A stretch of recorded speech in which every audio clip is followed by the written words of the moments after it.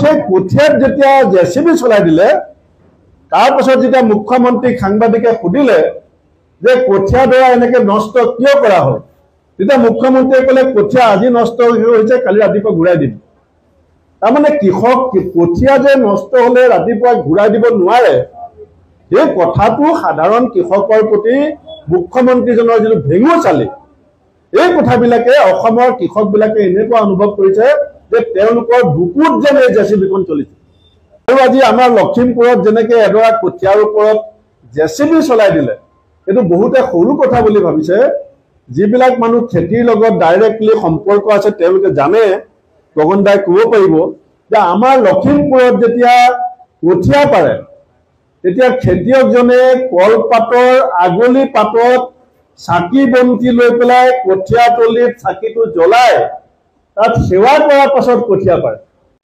নতুন প্ৰজন্মটো এই চৰকাৰখনক এতিয়া অৱহেলাৰ দৃষ্টিৰে চাইছে, কাৰণ 34 লাখ নিবনুৱা এতিয়া অসম ভাৰাক্ৰান্ত হৈ আছে, যাৰ সন্মুখত হিমন্ত বিশ্ব শৰ্মা চৰকাৰৰ কোনো উত্তৰ নাই। গতিকে 34 লাখ এই নিবনুৱাৰ সংস্থাপনৰ বিষয়টো, আৰু আজি আমাৰ লখিমপুৰত যেনেকে এডৰা কঠিয়াৰ ওপৰত জেচিবি চলাই দিলে, এইটো বহুতে সৰু কথা বুলি ভাবিছে। যিবিলাক মানুহ খেতিৰ লগত ডাইৰেক্টলি সম্পৰ্ক আছে তেওঁলোকে জানে, গগন দাই ক'ব পাৰিব যে আমাৰ লখিমপুৰত যেতিয়া কঠিয়া পাৰে তেতিয়া খেতিয়কজনে কলপাতৰ আগলি পাতত চাকি বন্তি লৈ পেলাই কঠিয়া তলিত চাকিটো জ্বলাই তাত সেৱা কৰাৰ পাছত কঠিয়া পাৰে। মই মোৰ ককা দেউতাক সুধিছিলো যে কঠিয়া পাৰোতে চাকি জ্বলাই পেলাই কিয় সেৱা কৰে, তেতিয়া মোৰ ককা দেউতাই কৈছিলে যে এখন চৰকাৰ চলিবৰ কাৰণে এখন বাজেট থাকে, আৰু বাজেটখন চৰকাৰৰ কাৰণে বহুত গুৰুত্বপূৰ্ণ দিনত উত্থাপন কৰা হয়। আৰু এজন খাটি খোৱা শ্ৰমিক আৰু খেতিয়কৰ কাৰণে গোটেই বছৰৰ বাজেটটো আৰম্ভ হয় কঠিয়া পৰা দিনটোৰ পৰা, কাৰণ তেওঁৰ জীৱনৰ সৰ্বোচ্চ অৰ্থনৈতিক উপাৰ্জনৰ পথটোৰ নামেই হৈছে তেওঁৰ কঠিয়া।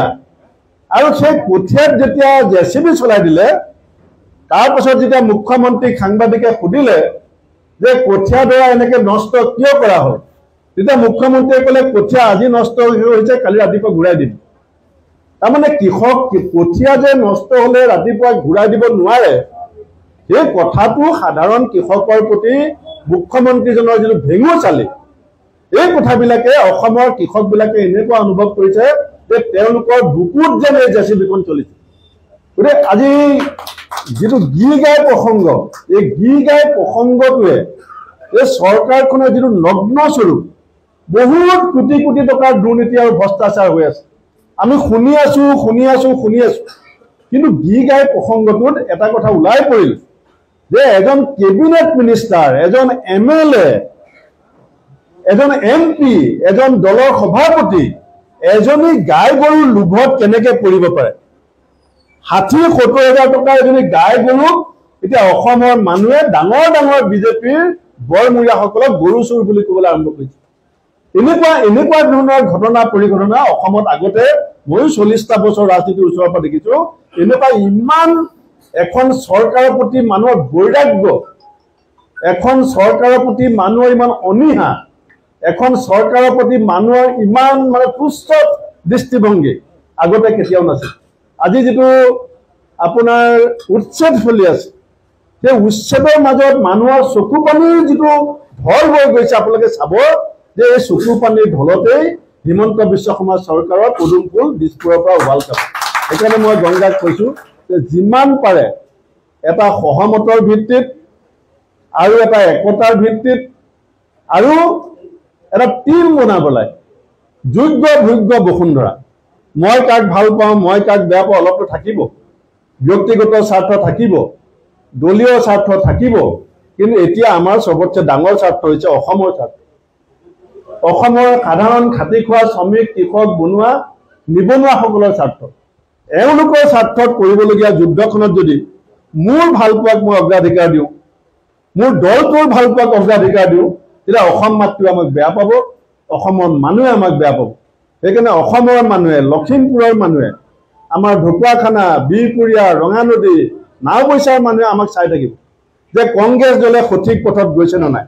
আৰু সঠিক পথত জিলাখনত দলটোক নিয়াক গগন বৰা ডাঙৰীয়াক মই এইটো কথা কম যে তেখেতক বহুত মানুহে ভাল পাইছিলে, বেয়া পাইছিলে, গালি পাৰিছিলে, প্ৰশংসা কৰিছিলে, কিন্তু কাকো বাদ দি গগন বৰা চলা নাছিলে। গগন বৰাই সবকে লগত লৈ চলিছিলে। মই কাৰোবাক বেয়া পাওঁ, গগন বৰাই ভালকে জানে, কিন্তু তেওঁ ভাল গুণটোৰ কথা গগন বৰাই মোৰ আগত কৈছিল যে এই মানুহজনক তুমি বেয়া পোৱা মই জানো, কিন্তু তেওঁ এইকেইটা ভাল গুণ আছে, তেওঁ এনেকে দল কৰি আছে। এই যিটো দৃষ্টিভংগী সেইটো আৰু যুৱক, মহিলা, সেৱা দল, NSY এটা গুৰুত্বপূৰ্ণ ভূমিকা আছে। ইয়াত সকলো আমাৰ সংগঠনৰ মুৰব্বীসকল আছে। মই সকলোকে অনুৰোধ জনাইছো যে আপোনালোকে ঐক্যবদ্ধ এখন সংগ্ৰাম লখিমপুৰত গঢ়ক, আৰু লখিমপুৰত যেতিয়া ৰিজাল্ট ভাল হৈছে, দিছপুৰত তেতিয়া কংগ্ৰেছ চৰকাৰ হৈছে। আপুনি চাব